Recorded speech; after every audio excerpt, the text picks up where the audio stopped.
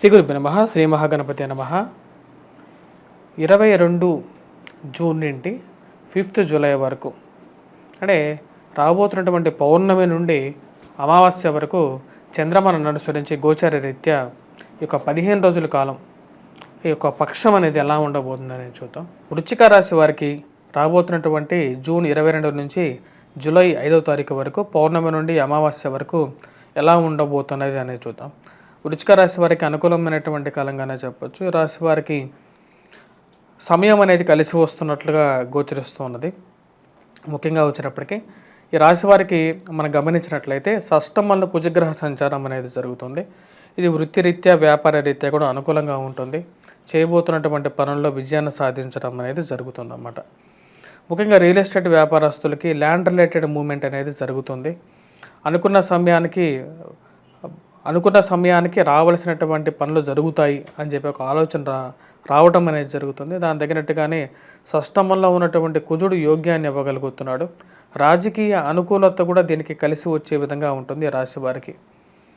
మరియు అదేవిధంగా ఈ రాశి వారికి షష్టమంలో ఉన్నటువంటి కుజుడు అత్యంత యోగకారకుడు.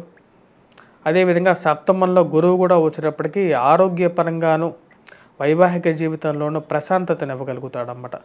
గత సంవత్సరంలో జరిగినటువంటి ప్రతికూలతమైనటువంటి ఫలితాల నుండి విముక్తి అనే విధంగా చెప్పచ్చు. కానీ ఈ రాశి వారికి మనం చూసినట్లయితే అర్ధాష్టమ శని ప్రభావం అనేది కొంచెం బాధించే విధంగా ఉంటుంది. సెల్ఫ్ డ్రైవింగ్ విషయంలో తగు జాగ్రత్తలు అనేవి చాలా ముఖ్యం రాశి వారికి. ప్రయాణ సంబంధితమైన విషయాల్లో చిన్న చిన్న కష్టాలు అనేవి ఎదురవుతూ ఉంటాయి. ఆ విషయాలు కొద్ది జాగ్రత్తగా వెళ్ళాలంటే బయటకు వెళ్ళేటప్పుడు ఓం గం గణపతి నమః అనే మంత్రాన్ని చదువుకొని బయటకు వెళ్ళండి. వినాయక స్తుతి చేసుకోండి ఇంట్లో ఉన్నప్పుడైనా సరే, బయటకు వెళ్ళేటప్పుడైనా సరే. కానీ ఈ రాశి వారికి గురుగ్రహ అనుకూలత రీతే ఈ రాశి వారికి వచ్చేటప్పటికి ఆరోగ్యపరంగాను అదేవిధంగా వైవాహిక జీవితంలోనూ మానసిక ప్రశాంతత అనేది ఉంటుంది. వివాహ ప్రయత్న సంబంధితమైన విషయాలు ముడిపడటానికి అవకాశం అనేది ఎక్కువగా గోచరిస్తూ ఉన్నది. సప్తమంలో గురుగ్రహ సంచారం అనేది అనుకూలించే విధంగా ఉంది. సప్తమంలో ఏర్పడినటువంటి పంచగ్రహ కూటమి నుండి విముక్తి కూడా ఆల్రెడీ దొరికింది. ఎందుకంటే పంచమగ్రహ కూటమి నుండి 12వ తారీఖున వచ్చేటప్పటికి శుక్రుడు సప్తమం నుండి అష్టమంలోకి మారాడు. అంటే మరియు అదేవిధంగా 16వ తారీఖున రవి బుధుడు ఇద్దరు అష్టమంలోకి సంచారం జరగటం అనేది రాశి వారికి కలిసి వచ్చే విధంగా ఉంటుంది. గురువు ఇప్పుడు తన యొక్క పూర్తి దృష్టి రాశి వారికి ఇవ్వటం, గురుగ్రహ దృష్టి అనేది లాభస్థానం మీద ఉండటం అనేది వీరికి బాగా కలిసి వచ్చే విధంగా ఉంది. ధన సంబంధితమైన విషయాలు అనుకూలంగా ఉంటుంది. ఎందుకంటే లాభస్థానం మీద గురువు ఉన్న దృష్టి కలిగినప్పుడు వ్యాపారంలో లాభాలు పొందడం అనేది జరుగుతుంది. అది వ్యాపారంతో పాటు మంచి స్నేహితులు సత్సంబంధాలు ఏర్పడడం అనేది జరుగుతుంది. వాటితో పాటు ఈ రాశి వారికి రెండవ దృష్టి చూసినట్లయితే త్రిపాద దృష్టిలో భాగ్య దృష్టి చూసినట్లయితే అది వ్యాపార పరంగాను ఇంట్లో సత్సంబంధాలు ఏర్పడటానికి కూడా మూల బిందువుగా ఉంటుంది అన్నమాట. ఆరోగ్యపరంగా కొన్ని చిక్కులు అనేవి ఉంటాయి రాశి వారికి. దానికి ముఖ్య కారణం శని యొక్క దృష్టి అనేది జన్మరాశి మీద కేంద్రీకృతం అవ్వటం అనేది కొంచెం ప్రతికూలించే విధంగా ఉంటుందన్నమాట. అదేవిధంగా ఈ రాశి వారికి ధనస్థానం మీద ఎప్పుడైతే గురుదృష్టి కలిగినప్పుడు అందరినీ కలుపుకుపోవాలి, ఇరుగు పొరుగు సఖ్యత విషయంలో కూడా కొంచెం అనుకూలత అనేది ఎక్కువగా ఉంటుంది. ఈ రాశి వారికి ఉద్యోగరీత్యా వ్యాపార రీత్యా కూడా అనుకూలమైనటువంటి సమయంగానే చెప్పచ్చు. అష్టమంలోకి త్రిగ్రహ కూటమి అనేది జరిగింది. ఇప్పుడు 3 గ్రహాల కూటమి రవి బుధుడు శుక్రుడు కలిసినటువంటి కూటమి అష్టమంలో జరిగింది అన్నమాట. అంటే మిథునంలో ఉంది. మిథునంలో ఉన్నటువంటి ఈ 3 గ్రహాల కూటమి అనేది కొంచెం ప్రతికూలమైనటువంటి ఫలితాలు కూడా ఇస్తుంది. శుక్రుడు బుధుడు అష్టమంలో ఉంటే యోగ్యాన్ని ఇస్తారు, కానీ రవితో కలిస్తే మటుకు యోగ్యాన్ని ఇవ్వరు. ఇది శాస్త్రం. అష్టమంలో ఈ 3 గ్రహాలు కలిసినప్పుడు ఇది ప్రతికూలంగా ఉంటుంది. ముఖ్యంగా ఫైనాన్షియల్గా వచ్చేటప్పటికి డబ్బు ఖర్చు అవ్వటం, అదేవిధంగా ఆరోగ్యపరంగా ధనక్షయకారకంగా ఉంటుంది అన్నమాట. అంటే డబ్బు ఖర్చు అవుతూ ఉంటుంది, ఫైనాన్షియల్గా మెల్డౌన్ అవుతుంటుంది అన్నమాట. సంపాదించిన డబ్బు ఎలా విధంగా ఖర్చు అవటం అనేది కొంచెం ప్రతిబంధకంగా మారే విధంగా ఉంటుంది. జీవిత భాగస్వామి ఆరోగ్య సంబంధితమైన విషయాల్లో తగు జాగ్రత్తలు తీసుకోండి. మొదటి వారంలో కొంచెం అనుకూలంగా ఉన్నప్పటికీ కూడా మొదటి వారంలో ప్రతికూలంగా ఉన్నప్పటికీ కూడా రెండో వారంలో అనుకూలంగా ఉంటుందన్నమాట. మళ్ళీ 29వ తారీఖు నుంచి బుధుడు అష్టమం నుంచి భాగ్యస్థానంలోకి మారబోతున్నాడు అన్నమాట. 29 నుంచి తన యొక్క మూమెంట్ అనేది భాగ్యస్థానంలో కర్కాటక రాశిలో ఉంటుంది. అప్పటి నుంచి ఈ రాశి వారికి అనుకూలంగా ఉంటుంది. అప్పుడు ఆరోగ్యపరంగాను ప్రతికూలమైనటువంటి ఫలితాల నుంచి విముక్తి అనేది ఎక్కువగా పొందడం అనేది జరుగుతుంది. ఈ రాశి వారికి వచ్చేటప్పటికి ఓవరాల్గా అనుకూలమైనటువంటి ఫలితాలుగానే చెప్పచ్చు. మొదటి వారంతో పోల్చుకుంటే రెండో వారం అనేది ఇంకా బాగుందన్నమాట.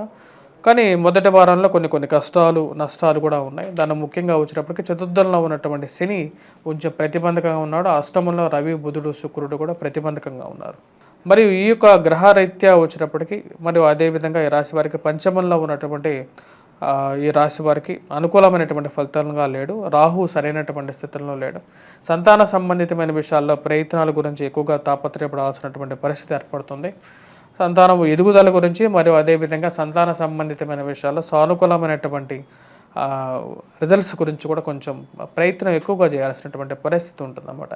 దానికి కారణం వచ్చేటప్పటికి రాహువు పంచమంలో ఉన్నప్పుడు కొంచెం ప్రతిబంధకంగానే ఏర్పడుతూ ఉంటుంది. అదేవిధంగా శుభగ్రహ దృష్టి కూడా రాహువు మీద లేదు కాబట్టి దీని యొక్క ప్రభావం అనేది ఉంటుంది. రాశి వారికి వచ్చేటప్పటికి రాజకీయ అనుకూలత అనేది కలిసి వచ్చే విధంగా ఉంటుంది.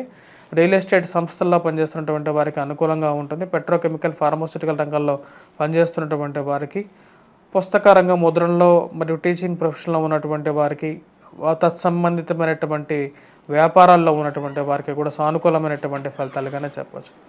ఓవరాల్గా వచ్చేటప్పటికి ఈ యొక్క రాశి వారికి సానుకూలమైనటువంటి ఫలితాలుగా చెప్పవచ్చు.